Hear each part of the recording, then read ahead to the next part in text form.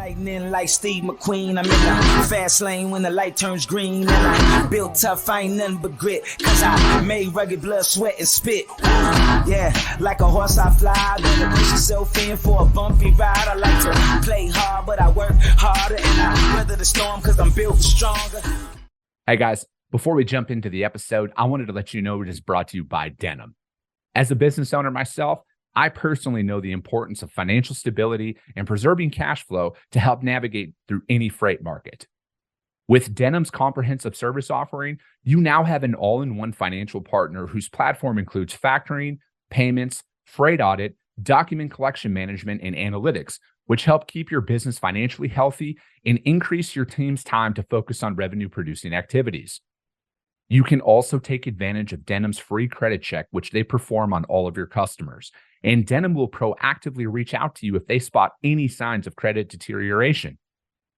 Finally, Denim always pays your carriers first. As a broker, this is imperative to preserving your credit score in the market, which ultimately helps you become a broker of choice to your carrier partners. Are you ready to learn more? Visit denim.com to schedule a demo today. Just do me a favor and let them know that the Freight Coach sent you. This episode is brought to you by SPI Logistics, the premier freight agent logistics firm in North America. For over 40 years, SPI has been diligently building the most successful freight agent network to provide first-class relationships for our shippers, receivers, and carrier partners. We are more than another transportation network. We are a dedicated team of professionals united by one singular purpose, and that is to expedite our agents' success. All of our agents are set up for success on day one, as they are provided with a full suite of support staff that is ready to assist them with everything from after-hours emergencies to financial and administrative needs on a no-fee basis. This way, you can focus on continuing to grow your business. There is no financial risk to start, and you have the ability to earn up to 75% in commissions. If you are looking to take control of your financial future and build your business with the backing of one of the most successful logistics firms in North America, visit www.spi3pl.com to learn more. Do me a favor and let them know that the Freight Coach sent you. What is up, ladies and gentlemen? We are back. We are live. It is the Freight Coach Podcast, the top podcast in transportation, coming to you guys every single weekday, 8:30 a.m. Pacific, 10:30 Central, to break down some industry headlines, but most importantly, provide some actual insight into what you can do with all of this information. Now, you might be asking yourself, where the hell are you right now? I'm in a rental car right now, and I'm out on the road. I'm in Jacksonville, Florida. As I had said, we're out here for TIA Technovations, which I'm going to be heading over there here in a little bit. I thought I had a place to go live in, but that turned out not working out. And now I went out and did some site visits this morning for some of the prospects who we're going after. But you know what? Things happen, you guys. And that's ironically what we're talking about today is we're talking about building your business in challenging markets and challenging times and everything. And, I've had this gentleman on the show in the past, and, it'd been a while, and he had reached out and we just reconnected. And I'm going to have him come on here and we're going to talk about kind of what he's doing in his business and kind of how he's navigating through this. So I got my good friend Sonne back on the show. Sonne, thank you so much for taking the time to join me today. Hey, thank you, Chris. Thank you for having me. Always a great moment to talk to you. And I know it's been a while since we caught up, and we figured today is a good day to do that. Dude, it really is. And like I was saying, man, it's just so ironic that we're talking about building business in challenging markets. And, it's never perfect, right? And I think that if there's one thing that I have come to realize over these, again, I'm not an expert in entrepreneurship or anything like that, but it's more important to show up because the circumstances are never going to be ideal. They're never going to be perfect. You just got to put in the work. And I think that the more you hold yourself to that long term, you just learn how to deal with it, right? Because it's like, dude, I've had sound issues before. I've had audio issues before, video issues before. I've had all of that. And now it's just like, I knew that there was a solution. It's not what I wanted, but like at the end of the day, man, I know long term it is way more beneficial to show up and put in the work and then just go on from there. No, absolutely. It's all consistency and persistency. It's like the sales saying, you got to make those 50 calls, hear 50 no's before you hear one yes. Yeah. And that goes, and I would say, like in business world, you're not going to have all glamorous days. The things that you see, the celebrations that you see on LinkedIn, the pictures, they're a result of many months of hard work. You know, a lot of things in the background, always approaching the right customers at the right time. You're never going to have that. You're just going to have to keep on struggling, keep on, just plugging away at it. And that's what results to greater things. It takes time. It takes a lot of hard work in the background, I would say. Yeah, dude. And that's exactly it. Right. And my car just shut off randomly right there. But man, it's I mean, you kind of just got to roll with it. But it is so much more in today's day and age. It's just always easier to talk about your wins, and then you only talk about that. Therefore, you only want to show that. Most people aren't confident enough in themselves to show kind of like the real side of building stuff up. And those are the people that I love to follow the most and connect the most out there, the people who are building like real businesses and everything, and aren't just talking about like, oh, I added X amount of followers, or oh, look at this and look at that. It's like, no, I want to hear about, what did you do when you thought it was all coming to a close? How did you handle it in business when you didn't know if you were going to make it 30 more days because capital was running out, and maybe you were owed some money and stuff like that? So have you been in that situation before, Sonny? Have you ever had your back against the wall since you've started your company where you're like, I don't know if we're going to make it? Oh, absolutely. Business itself is always having your back against the wall and figuring out what plan B is. It's never been easy for me either. I mean, I think it's scary, but you just have to be that type of person.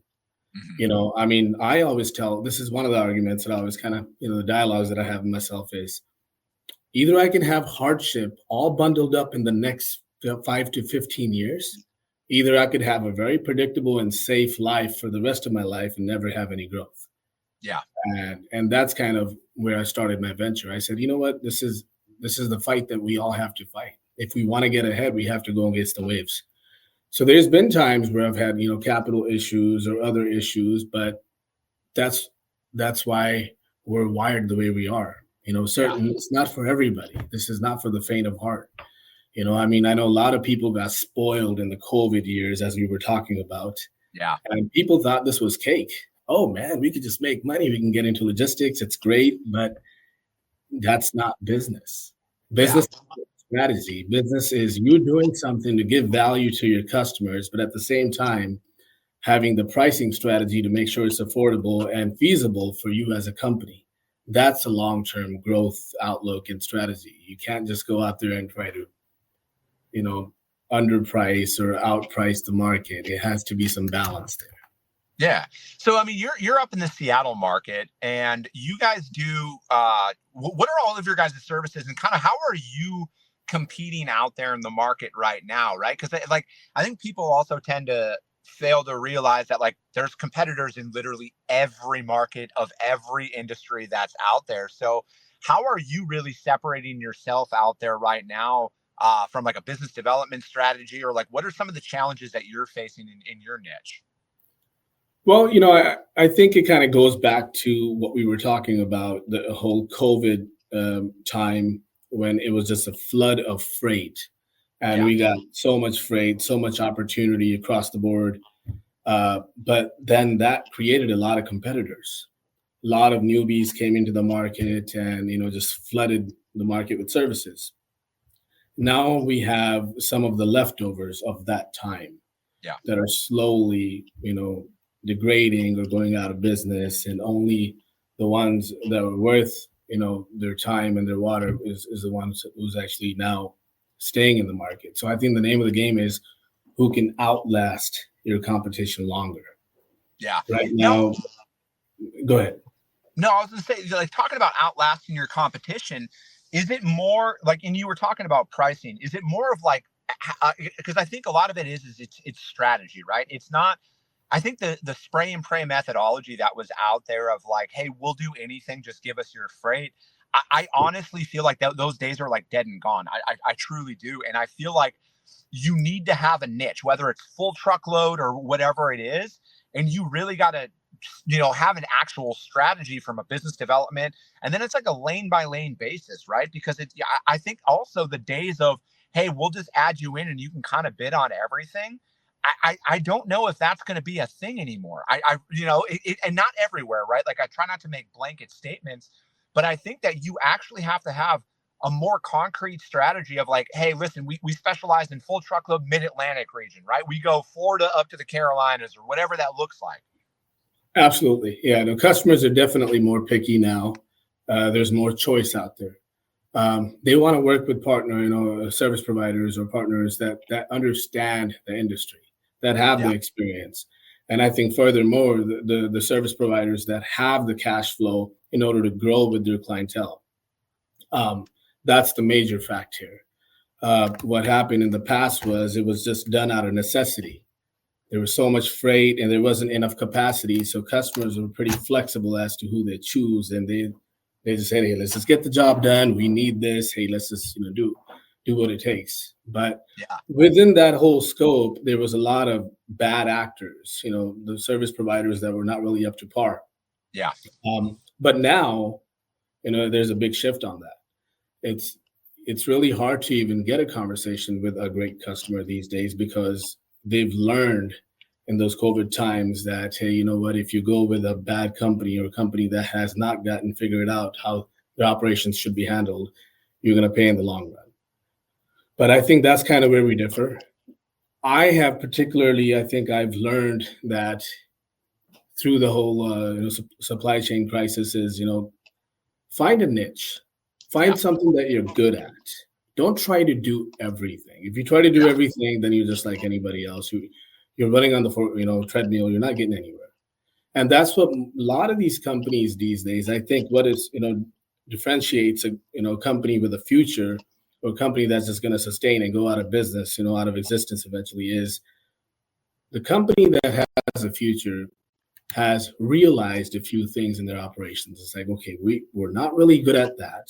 Yeah. We shouldn't really be chasing this because we have a lot of competition. This is what we are good at. Why don't we just stick to that and strengthen that part of our,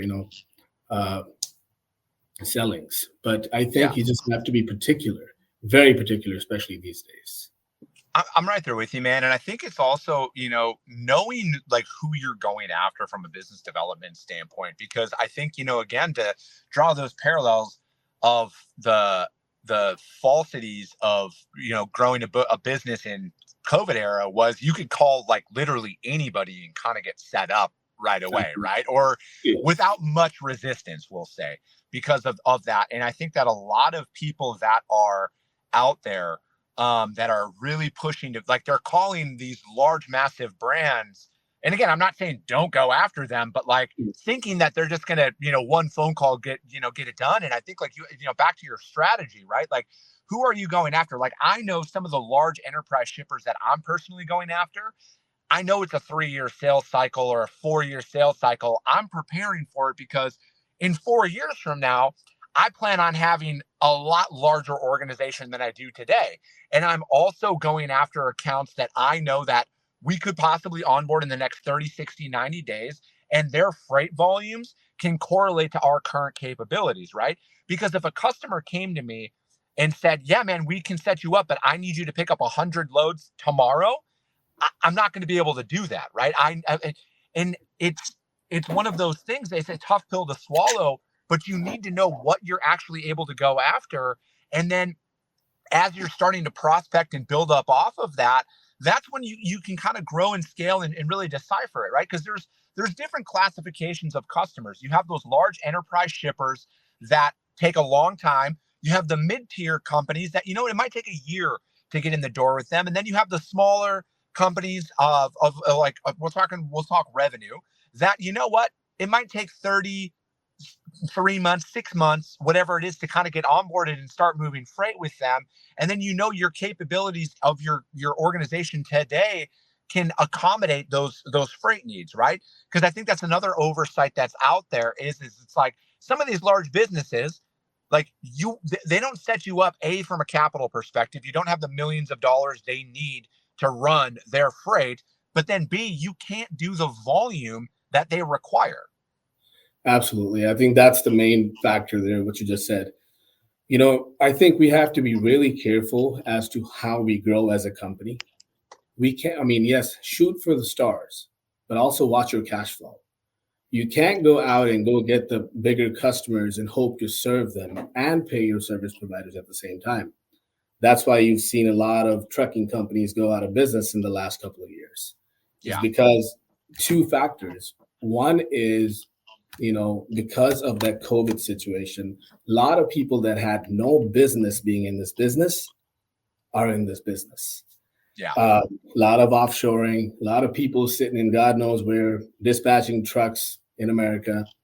And, a lot of bigger carriers bought into it too. Okay, fine. We got 100 units that we need to fill. Then why not just kind of work with some other, brokers or whatnot? So, a lot of, account receivables were unfulfilled and companies went out of business. So I think we have to really, be careful how we progress as a small to medium-sized company.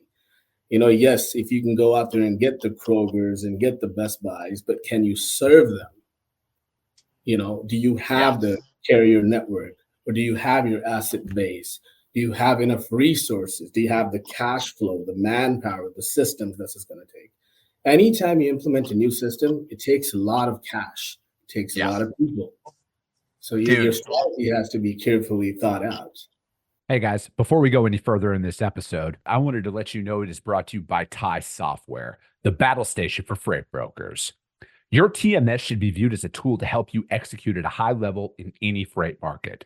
With TIE, brokers gain access to a comprehensive platform that has rate intelligence and quoting history converged down to a single screen. TIE also equips your team with all the data they need to confidently negotiate pricing while also allowing them to communicate directly with both carriers and customers from a single command center. With most of your tasks automated through multiple integrations, your team can focus on making strategic decisions and not manual ones. Are you looking to revolutionize your brokerage by giving them a competitive advantage through automation? Visit www.tiesoftware.com/battlestation to learn more. Just do me a favor and let them know that the Freight Coach sent you. I'm glad you brought up cash flow, right? Because that's another thing that I swear, I don't know if maybe it's just the people that I'm kind of like connected with or the people that I follow, but nobody really talks about that when it comes down to being a broker as well and managing your receivables and your payables, right, at the same time. Because I saw my buddy Gabe Pankinen said it best the other day. Freight broker, or a couple weeks ago, he's like, freight brokers aren't supposed to be banks, and they take on a lot of risk that's out there. And and that's what's going to be interesting, I think, here coming up is with the amount of brokers and what are their receivables looking like? Are they shutting shippers off now because their days to pay have since ballooned, right? And now it's like they're sitting at, it was 30 days, now it's at 60 days. You're still paying your carriers within 30 days. The customers aren't picking up their phone. And that's another thing too, man. So how are you doing that? Or how have you learned, what was your biggest lesson of managing cash flow with your receivables in your business? We've all had our failures and so have I. But I think over time, one thing I've realized is work with reputable shippers, work with reputable customers. If I'm working with a large number of shipments through a reputable customer of mine, even if they tell me, okay, their days to pay is 45 or 60, but I know it's 45 or 60. It's not probable. It's not like, okay, we'll promise you 30, but we'll pay you in 50 because our accounting is slower. All these things happen, you understand, with people changing in departments. I think just choose wisely. You don't have to do everything like we spoke earlier. Just work with a handful of good customers, and I think you'll be safe. But if you're trying to work with 100+ customers and you're not even sure about, how their AP systems work or their accounting department people, if you don't know the people within the department and their accounting, then good luck getting paid on time. Dude, I think that, that's the importance of really vetting your customers. And, that's why I think as a smaller broker, or even a broker of any size, ultimately, when you can work with the right factoring company or the right financial partner to protect your operation, Because, again, it's like you want to go out there and you want to build your business up, or, you want to onboard customers, but then they might not have the best financials themselves. And then you get in a tough position, right? I've heard this story more than any story out there from people, whether it's a trucking company or a freight broker, who set up a shipper and then they got caught up into the amount of freight that they were getting, and they weren't watching their receivables. They didn't see that. And then it was all of a sudden $250,000-$300,000 worth of freight they were owed, and then gone. Like the customer stopped answering. Like I've heard that. If there's any story out there, Sonny, that's a consistent across the industry, it's that right there. It's so funny. It reminds me of a story that I heard many, many, many years ago. So there was a freight broker, great freight broker, by the way, had a great customer, had him for years. And I think racked up close to $500,000 or a little bit more in the AR that he wasn't paid by this customer all of a sudden. So, made a few attempts, a few months go by, then he realizes that the customer is about to file bankruptcy. So now he's in debt. I think he was in debt like $300,000 to $500,000 to this carrier he was using predominantly for this customer. Ended up working for the carrier to pay them off. Worked for the carrier for 5 or 7 years to pay off the carrier. So you got to be really careful. I mean, it's all, it's enticing. You get all this business and people go crazy. But, you got to look at the long run. Dude, you really do, right? And that's why because like I have, Denim, they're a longtime supporter of the show. We do a monthly Financial Friday where we talk about best practices in business to raise kind of the financial acumen out there and really explain why working with somebody like that or a financial partner and what you can do to protect your business, right? And it's like the exposure that's out there for you to get in. Because, I mean, dude, 200,000, 300,000, whatever you want to throw out there like that, those are bankruptcy numbers for a lot of people if you don't do that. And that's why you need somebody to help run those credit checks on your shippers, right? Ultimately, run those credit checks, make sure that their days to pay are in line and everything else, because if not, that's what puts you out of business. And I think like that's why it's so beneficial for you as a business when you're getting started out of, or really of any size, to have a factoring company out there with you to kind of help you manage that stuff, because otherwise you're going to end up working for somebody else for 5 years to pay off that debt to them. That is so true.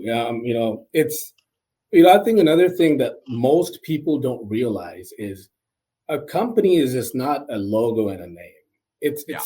The company has a character. It could be a good one or a bad one. When you talk about a freight brokerage, in the beginning, a lot of factoring companies don't even want to work with you. You have to first convince them to say, okay, let your carrier work with us. We're reputable. Yep. After going through all those hurdles and hoops, and if you still go out of business or 2 or 3 years later because of some bad choices, you're going to have to start all that over. And it takes a lot of energy to get a company to be reputable, to be recognized. I mean, Wido particularly, we're fairly new still if you look at the scope of things, but we're going on 10 years this November. So we have a 10th year anniversary that we're going to be celebrating. Congrats, man. Thank you so much. But I know within those 10 years, we've worked really hard for the reputation of our company. It was not always about profit. Profit will always come. Money comes last. You got to first be someone that's reputable, that someone else, with the same stature would like to sit down and talk to, have a conversation with. It's really built on reputation. It's not built on just your eagerness to get business. Yeah, dude. And you're so that right there, Sonny, is like one of the best points that's ever been made on the show. Is it takes so long to build that credibility up, whether it's with a shipper, a carrier, financial, whatever that looks like in business, but it takes one thing to ruin all of it, right? So it's like I always talk about my number one core value in my business is do the right thing, right? And it sounds simple, but it's like it's always do the right thing. Like it might suck in the short term for me, but I know long term it's going to pay off, and it's going to be a lot easier to do it that way because you work so hard to build up, your business credit, for example. You work so hard to get that built up, and then it can go away in an instant. Same thing with a customer. And especially in today's market, this is the longest sales cycle I've ever seen.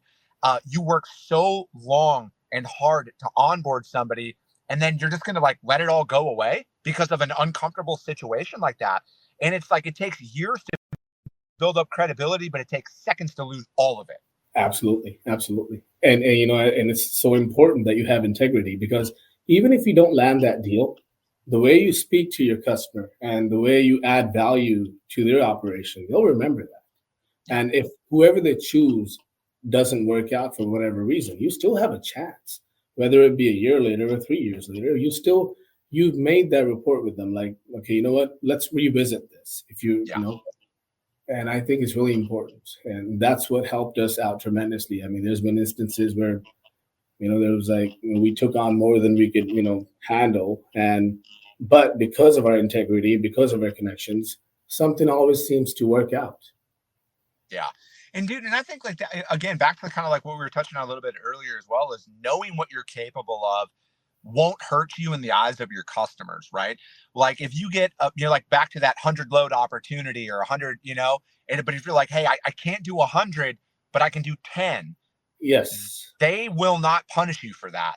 Like ultimately they won't. They'll respect you so much more for just coming out there and being like, hey, I would love to do all of them, but we're just not capable at this time to deliver it at the service that we want to deliver. So we can do 10, right? Or 15. Obviously these are all arbitrary numbers, but I think that for you to go out there, that's long term, that is always going to benefit you, because then eventually as you build up, you're like, hey, Mr. or Mrs. Shipper, I can do 100 a day now. I got the team behind me. I have the infrastructure behind me. We can make this happen.